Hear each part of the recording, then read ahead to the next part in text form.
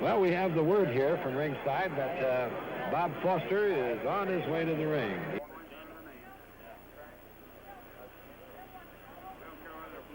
So there you are. You've had the American telecast there. Tommy Harmon, a one-time Hall of Fame footballer, and Isaac Hayes, the entertainer, the man they call Big Daddy.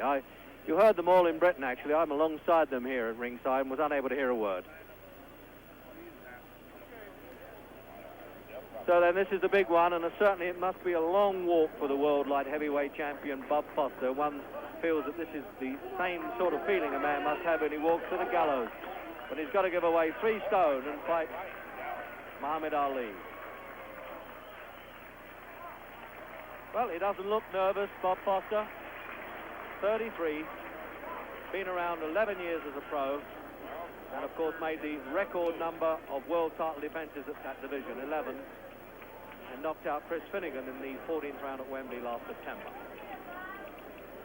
But it's certainly a handicap match then for Bob Foster, giving away almost exactly 3 stones, just a few ounces in it. He weighs 12 stone 12 pounds. That's about 6 pounds more than he weighed for Finnegan. And there's a recap on the record there. 49 fights, he's lost 5. 4 of those were against full heavyweight, and he's either knocked out or stopped 42 of those opponents. And in his career, the points for or against, he's only had 7 times in those 11 years as a pro. So it's either knockout or get knocked out with this fellow.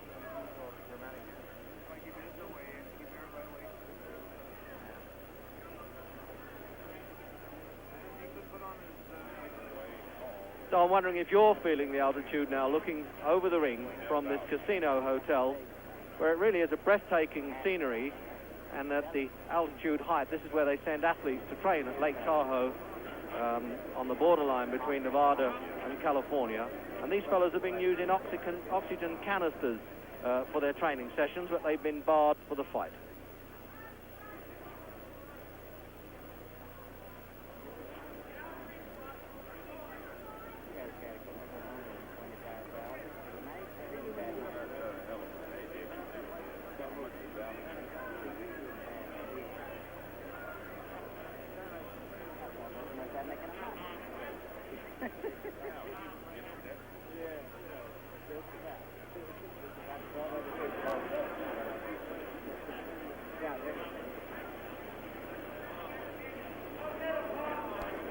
So there he comes. It isn't a conference room at all. It's the entry of the gladiators there. The man with the charisma, Muhammad Ali.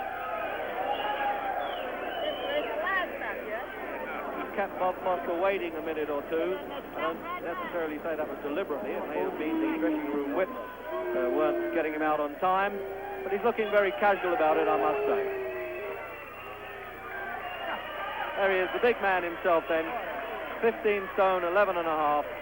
Coming to work again, and he goes in the ring as though he's going out for a stroll, but believe me, he's stretched just a little bit nervously. He doesn't kid us too much.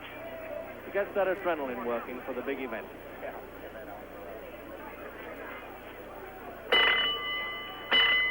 Ladies and gentlemen, once again your judges at ringside, Tony Smersina, Wally Russ, Bill Stremmel. Timekeeper, Buzz Massa. Counting in the knockdown, Chris Schaller. Now for the main event of the evening, for the North American Heavyweight Championship, 12 rounds. Light heavyweight champion of the world from Albuquerque, New Mexico, weighing 180 pounds, the Duke City Destroyer, Bob Foster.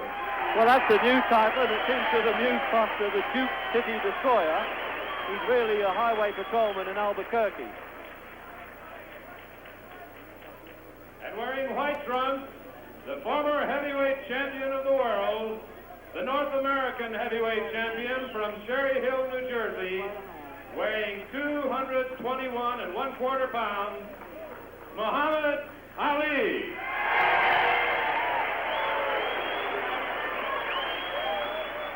Well, it certainly is a big one there. 221 1/4. And the referee, Mills Lane, is a lawyer from Nevada, so he ought to be able to keep order okay. The Casino Hotel in Lake Tahoe, Nevada, with only an exclusive 1,700 customers.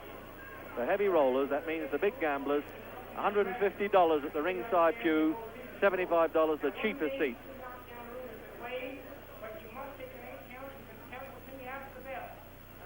Scores a knockdown, he must go to the furthest neutral corner, and if they don't lie, wave him back. You both understand that? Okay, good luck to both of you. Shake hands now. Come on, box. So the referee's instructions, and they've even altered them from come out fighting to come out boxing for this man, Ali, and also for Foster, because he can box a bit.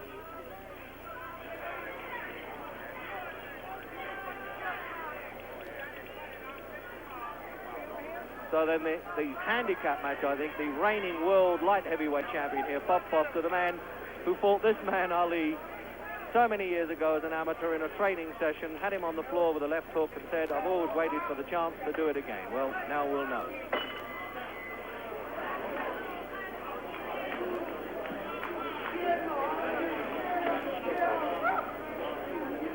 There's been a lot of talk about boxing in this altitude and whether Foster is better prepared for it as he lives at altitude, and he's been in training here long. But whatever way, I think it's a breathtaking scenery enough, and we hope for a breathtaking exhibition from both of them.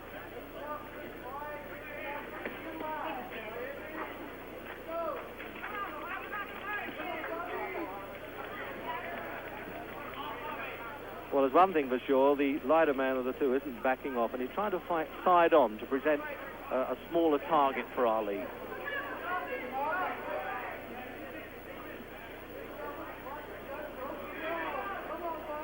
Well, Foster said he'd try and tee off, he'd try and set up Ali for the finishing punch.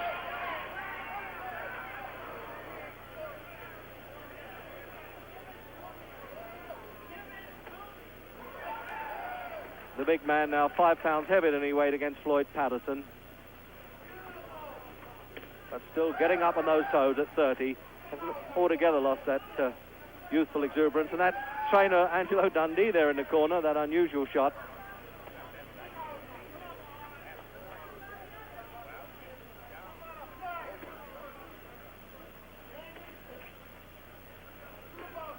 Well, Foster is said to be able to match Ali for reach, but we haven't seen it yet because he hasn't been close enough.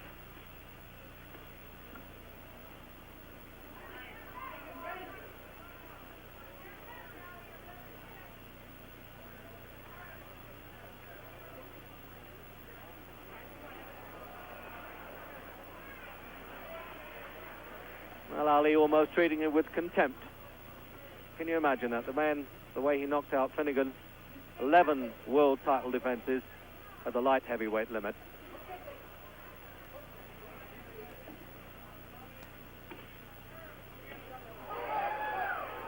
That was a sharp looking left hook. He really teed off with that one, Ali. He wasn't fooling with that one.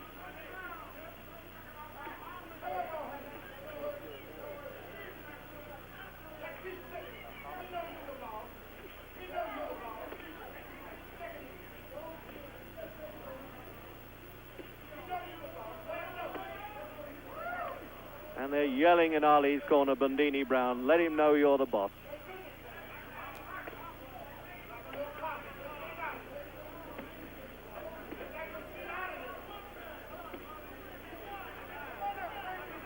So we're then into the last 10 seconds of the opening round.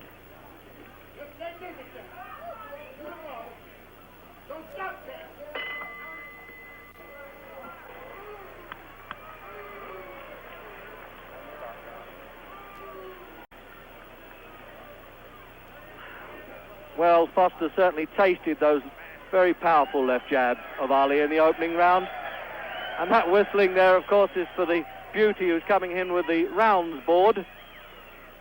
Very distracting, I must say, not only for boxers, but for commentators as well.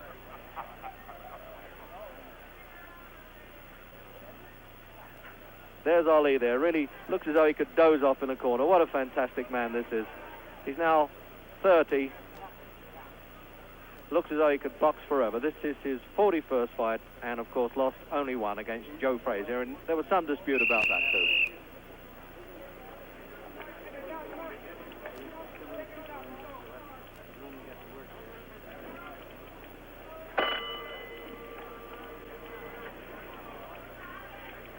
second round, and when it's scheduled for 12 then.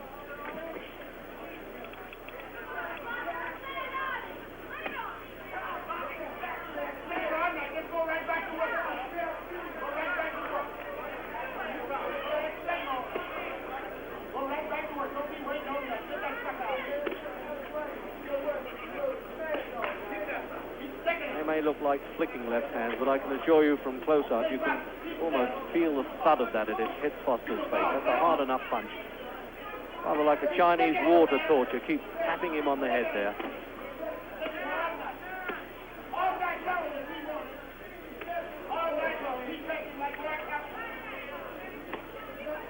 Certainly a lot of noise going on in Ali's corner there. I'm surprised that this lawyer referee doesn't call him to order a bit.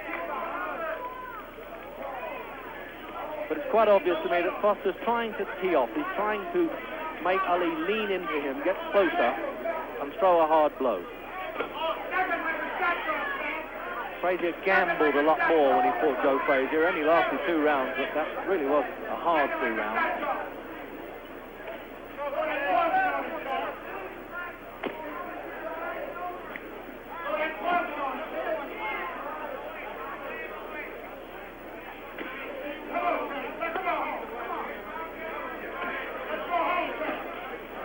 Foster trying to get a jab back at him now. He's flicking it out a bit, trying to use his reach.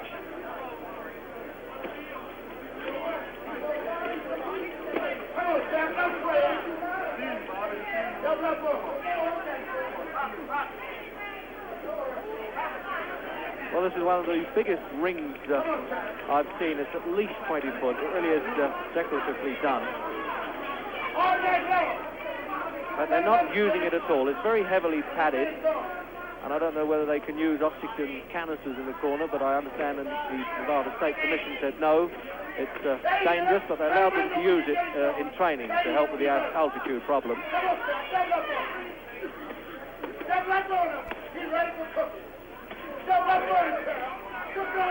So you heard that one, I should have thought. He's ready for cooking, says Ali's second. But the sheriff isn't giving up with this duel yet.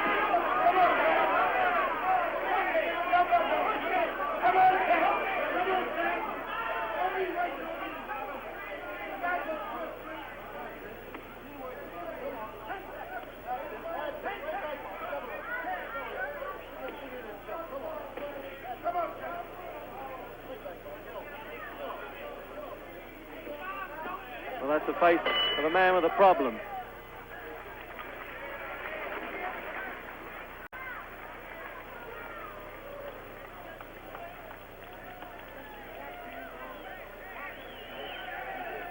So a change of scenery now with the round girl, and it looks as though Bob Foster's also taking rather a crafty peek at her, taking his eye off the fight for a minute. He certainly can't afford to do that.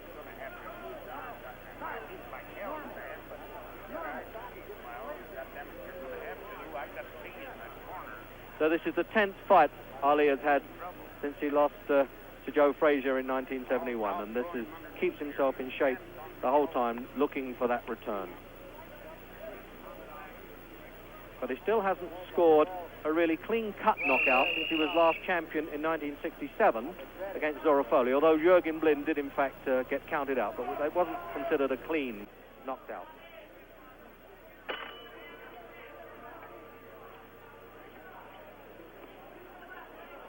Into round 3 then, and the pattern fairly firmly set, I would have thought.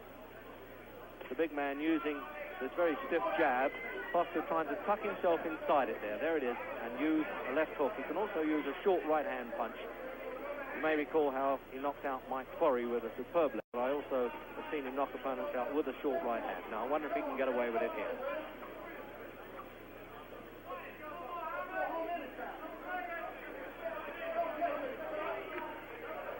Looks to me that the intimidating bit now by Ali. This is when he turns on that show a bit.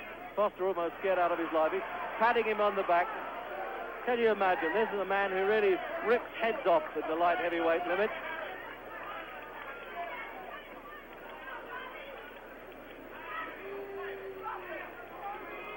Ali treating him just like a toy there.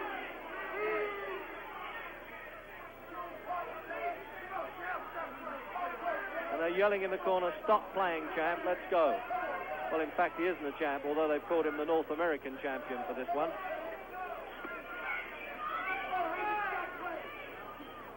It really is Foster's psyched out of this fight, it looks, doesn't it? It looks as though he really doesn't know what to do with this big bear coming at him.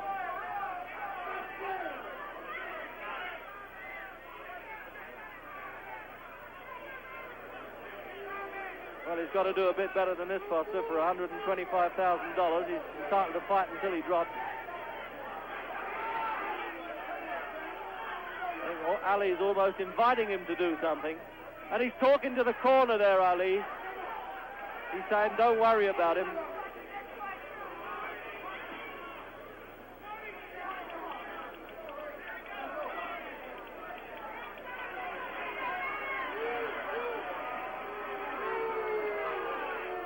Like a father spanking a child. You couldn't believe that this man was the world light heavyweight champion, a very fearsome opponent in his own division. He really is humiliating Foster.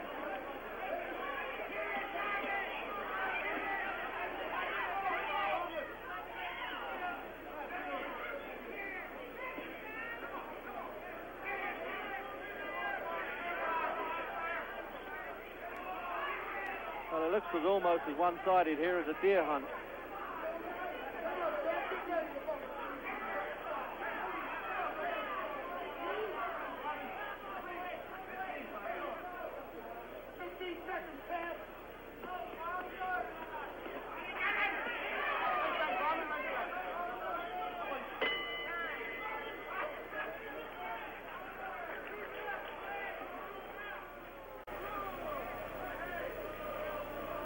Well, you can hear this very high-paid audience here getting a bit restive there. They want to see a bit more from Ali.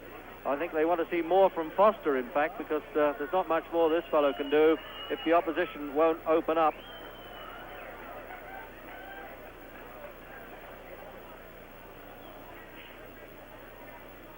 Foster, who won the light heavyweight title back in 1964. He knocked out Dick Tiger. He walked into Madison Square Garden with only 35 cents in his pocket and came out with a world championship. But it'll take a little bit better show than this for Foster to give this man any trouble at all.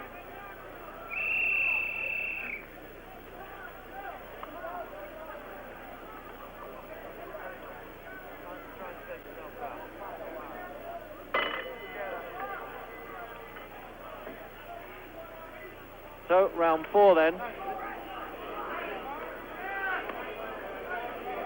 And I don't think there's any need for identification here. If you don't know Muhammad Ali, you must have been living in a cave.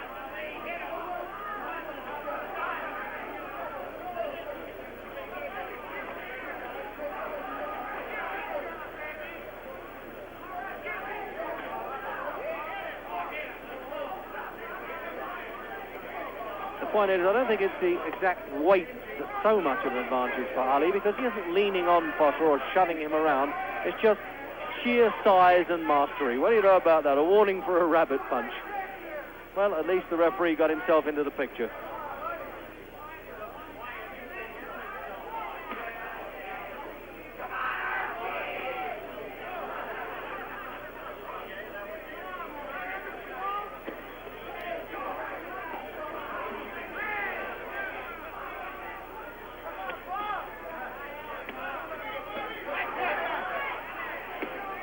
Foster at least managing to get the odd punch back now. Been exercising that left hand of his on the southpaw one-armed bandits in this casino during training. Should be in good shape.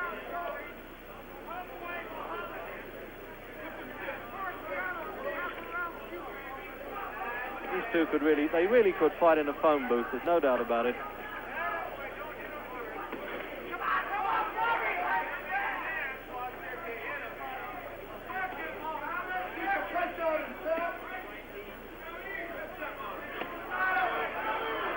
That was a cuff around the face that might have livened Ali up to say, well, I don't think I'm going to let this go much longer if this keeps up.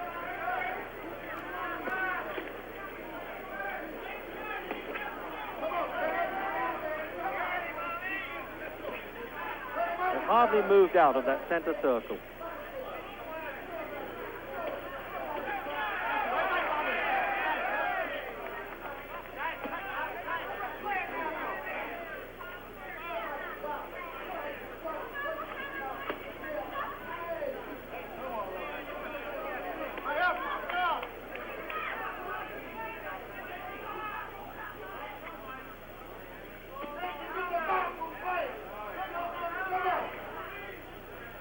Just, believe it or not, a little mouse, as they call it in boxing, under Ali's eye.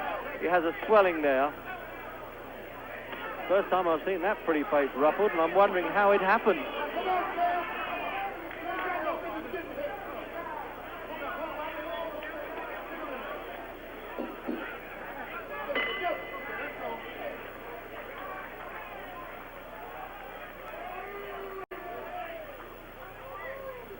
So the referee here collects the judges' scorecards at the end of each round.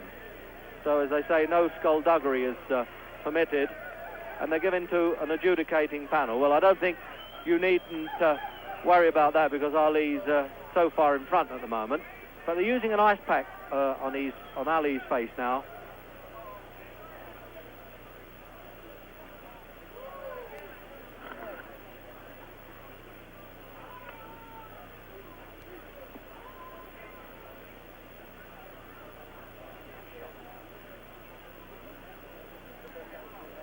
A bit of grease around Foster's face there to help him slip a few punches, I would think. And that's that conclave there in Ali's corner with Angelo Dundee using that ice pack just to keep the swelling down it around Ali's left eye.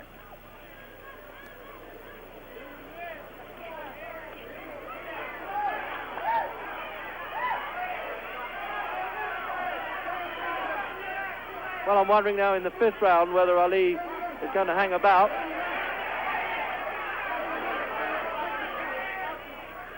Well, it looks like they're going a bit now, doesn't it?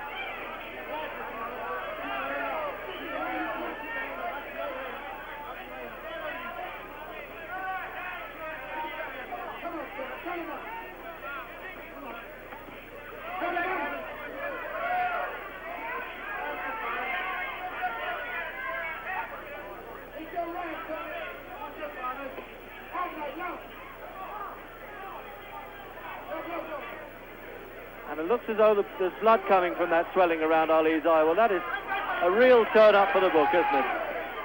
I think I must keep my eye on the referee. And what a finishing punch there. It looks as though Ali really didn't enjoy his face being marked like that. They're going through the mandatory 8 count and pushing Ali to a neutral corner. This lawyer referee's making a whole thing about that. So at the first sign of blood, his own blood, Ali opened up.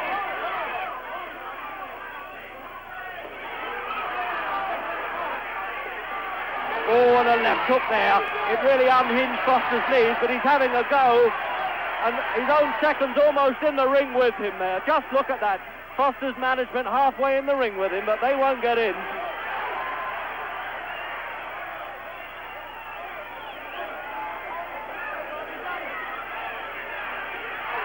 The setting here really is almost like a bare fist fight.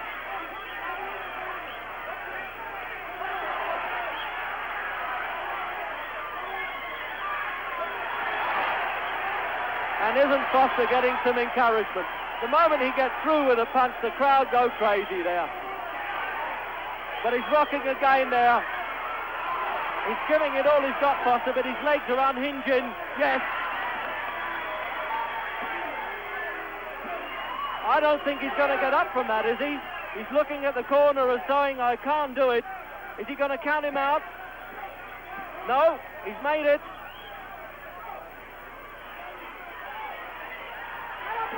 Almost trying to climb up Ali's leg there, the left hook.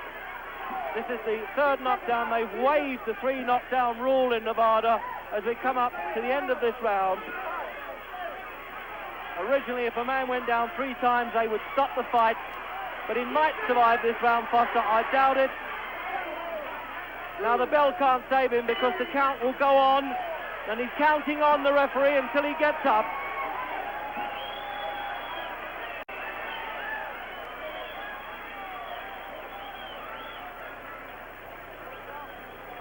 You talk about when punches land, it goes to the boots, and you'll see how Ali's punches really make Foster's legs unhinged there. Look.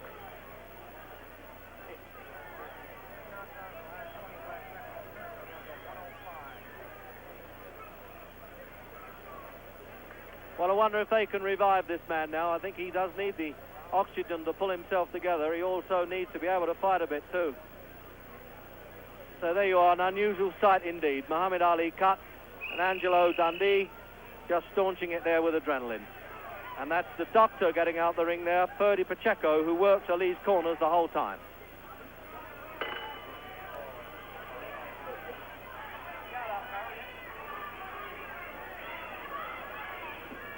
So round 6 now, with Foster well softened up in the fifth.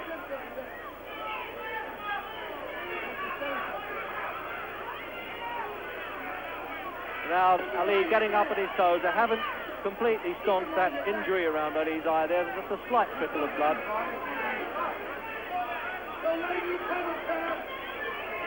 And this was the round now that Ali predicted at the weigh-in. Originally he said 8. And then he said this fellow started to jive, he'll fall in 5. It's all a bit of a game, of course, with Ali, but it's taken very seriously around the world, and in some places he's hated for it.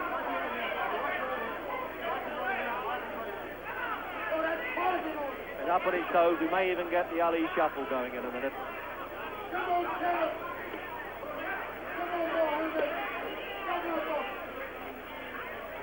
Come on, baby.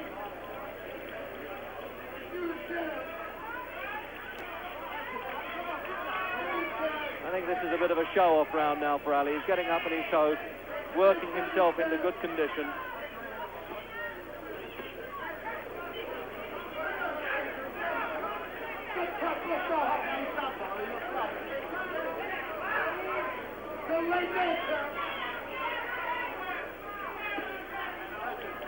Well, he isn't pressing that advantage, Ali, is he?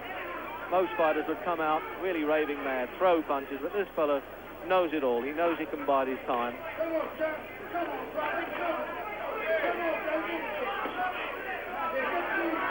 On the other hand, can you imagine what would happen if Foster teed off and landed a punch on Ali's chin? I think you could hear the roar around the world if that happened.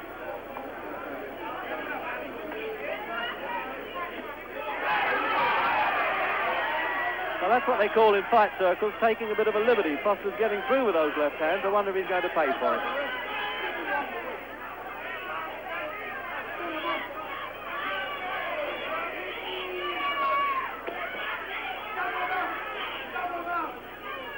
And they're yelling from Ali's corner now, double them up. He needs to use those punches in flurries.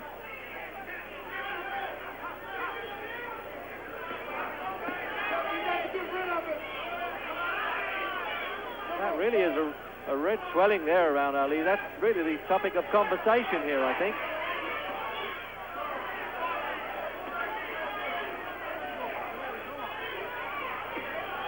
Those left hands, they really are softening Foster up the whole time. You need a really strong neck and heart to cushion those.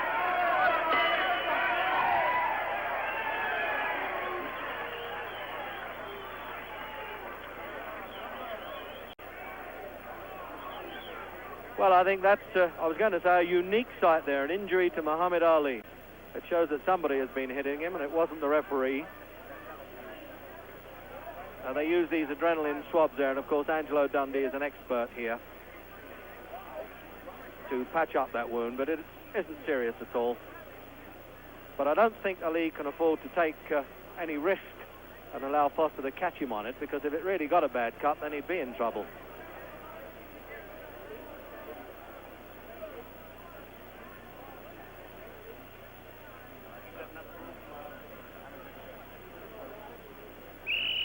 Almost like a makeup artist there, isn't he? This is show business with blood for Angelo Dundee.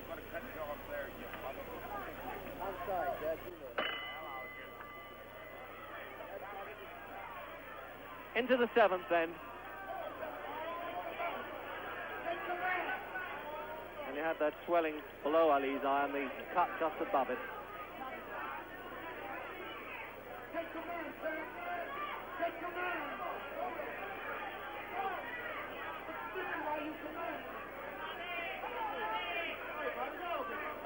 Very hard to work out what are Foster's tactics. Is he saying, I think Ali might tire a little bit, or is he saying, no, I don't want to get too near this fellow, I'll copy it again?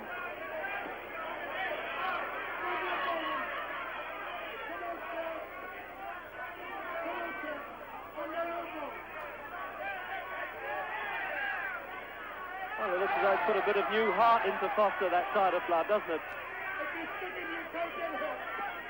He's done well, really, to recover from those knockdowns, although Ali hasn't really piled on any pressure either.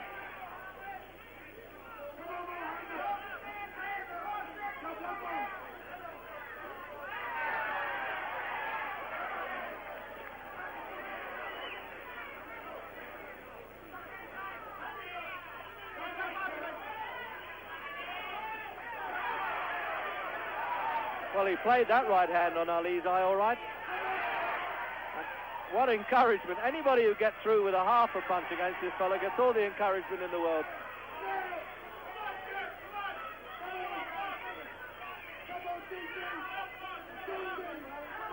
Any chance, I wonder, of the repeat of the Henry Cooper night? Just look at Bundini Brown there going crazy in the corner, one of Ali's seconds. He was warned off in New York for doing this and throwing water over him during the fight. But that right hand, that really is the killer punch. It was a long punch too, and I think it sickened Foster as much as anything.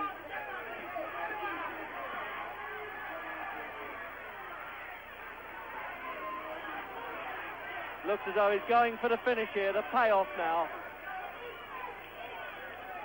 And a trickle of blood right down the face, and there's a real mean look on Ali. Oh, and a right-hand shot. He's just pretending. He is just pretending. What a character, this man. He took Foster's best right-hand punch, and he's pretending that he's hurt. What a showman. Look at that. The whole world go crazy. They'll think that this fellow's going down. But take my word for it, I'm 3 feet away, and he's taking no notice. This must be surely one of the most unique fighters in heavyweight history. He took a punch full on the chin, he came back, and he just pummeled the life out of this man.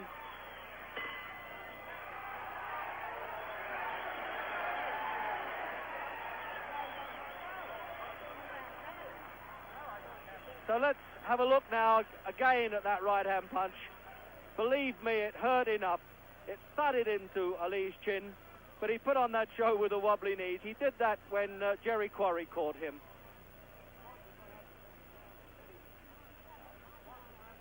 He overreached himself there, and you don't see the right-hand punch, you just see the knockdown there, the final knockdown there of Foster. But he looks as though he thinks he's won it, doesn't he, Ali? And from a different angle, from above, you saw that shot. So believe me, that was no larking about.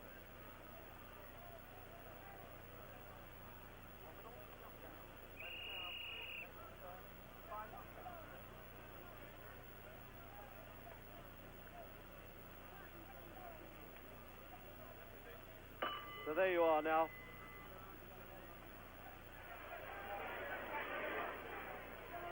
So 8th round. And with Foster up and down like a yo-yo now, and through his best punch, he knows he can't get away with it. One of the secrets, I think, of Ali's greatness is his ability to take a good punch. He was on the floor with Joe Frazier. Of course, Henry Cooper left-hooked him over in 1963. But he just crumbled there like a pack of cards, Foster. I don't think he can make this. I know he's looked as though he'd never get up before, but he's had enough now. And it looks like a slow count, too. They're giving him every chance. No, he's out. His legs have gone like a kid in a playpen there. And be fair, a little bit of compassion there from Muhammad Ali. He turned it on at the start of the 8th round. He knew he had to go out and do the job, and he did it well.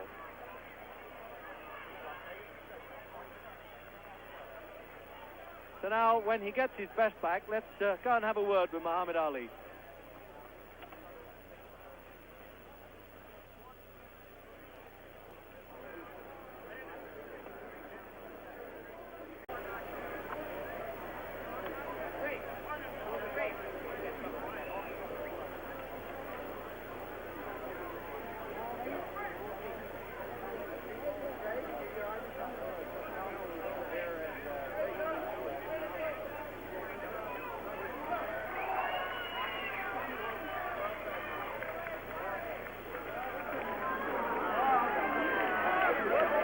I think we may have to call you the prophet, young man.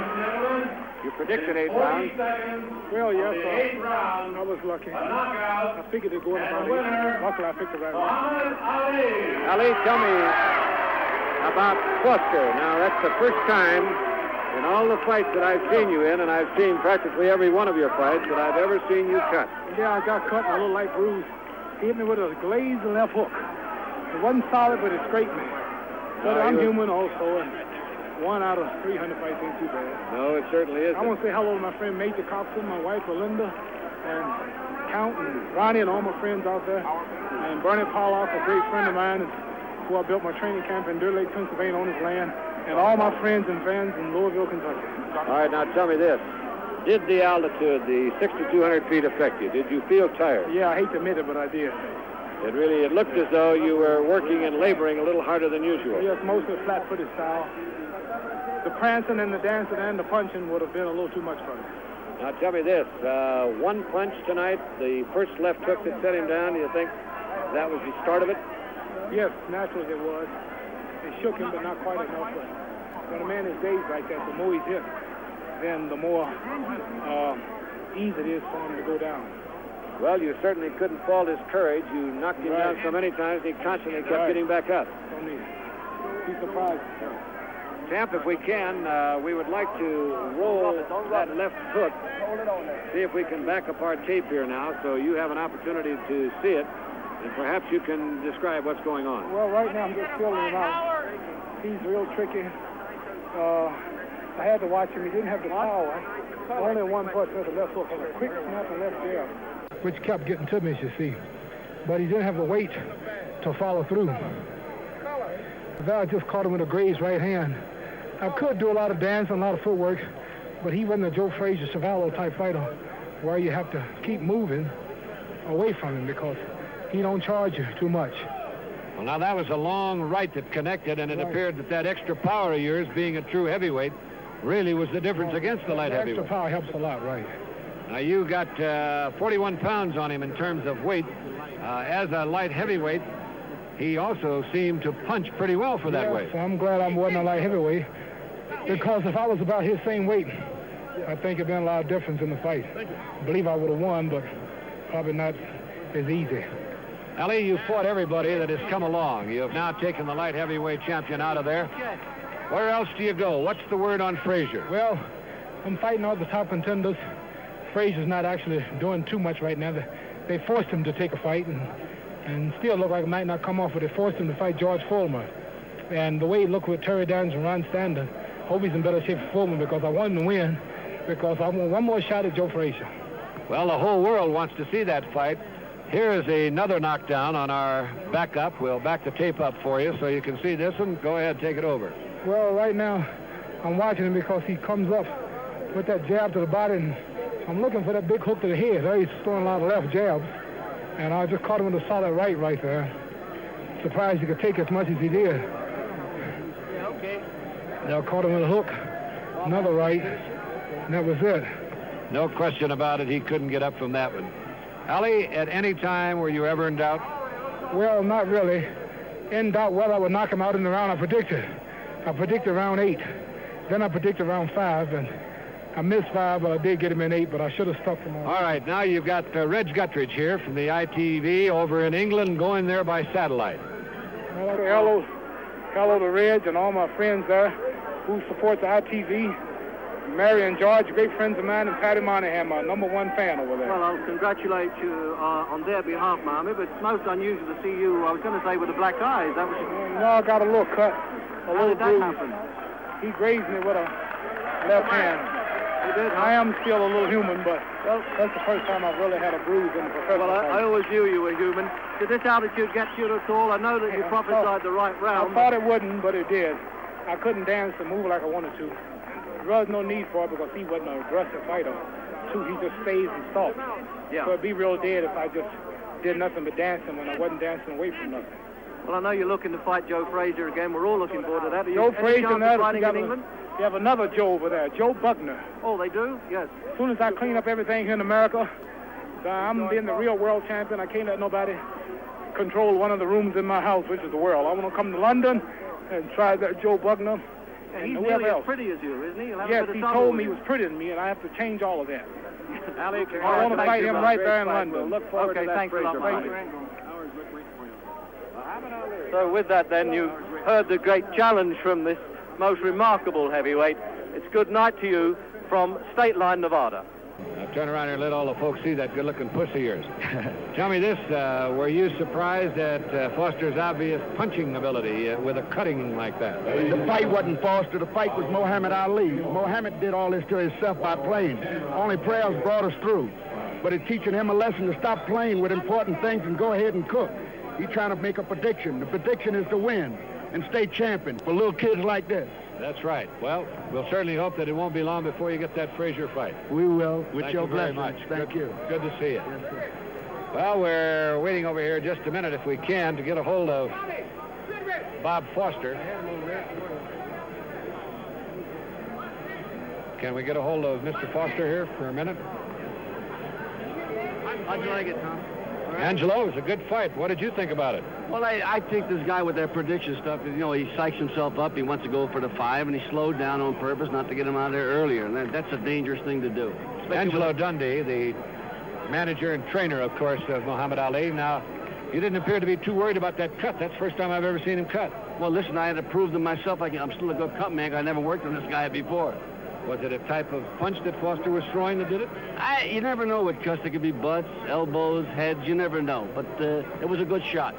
Bob, I want to certainly congratulate you. Let me tell you this, young man. As far as courage is concerned, you stand up there with anybody. That was a great fight. You were a little bit outmanned, but you certainly didn't back up. Well, no, it's not my, just like you said, I'm a fighter, you know. And I'm really hurt that, I don't know, Well, now tell me this. Was it were his punches that much more powerful? No, I wouldn't say it, but the guy have a tremendous right hand, you know. You just can't see it coming. I guess I just didn't have the weight to hold up on the right hand. You know, the jab wasn't bothering me at all, you know, but just my trainer warned me about the right hand, but I just couldn't see the right hand coming. He appeared to be not moving around as much. Did you expect that? Yeah, I expected him to move a lot, you know. I thought I had him there in one round there. I know he was hurt. He wasn't faking. I know he was hurt, you know. You got some good right hands in there, I'll tell you that. Bob, the inevitable question which everybody has to ask, you fought Frazier, you fought Ali. What are your comparisons, if any? I just don't think he's going to beat Smoking Joe. You think Joe is too strong for him? Yeah, it's too strong. We certainly want to thank you, young man. You're still a light heavyweight champion of the world, and you don't have to hold your head low for anybody. You put on a great fight tonight. You were just outgunned by a little bigger man. Thank you. I just want to, if I could say one thing, I just want to let all the people in Albuquerque, you know, I know they was rooting for me, you know, and I want my family to know that I'm all right. I just feel bad, you know. Well, I'm sure you do. Bob Foster, the light heavyweight champion of the world after a great fight. Isaac, we're coming back to you. Your turn to take it over, and I'll be right down there to wrap it up. All right, Tom. Yeah, it seems as if Foster was a bit hurt. I'm sure he was, because he really showed a lot of courage and he put up a good fight.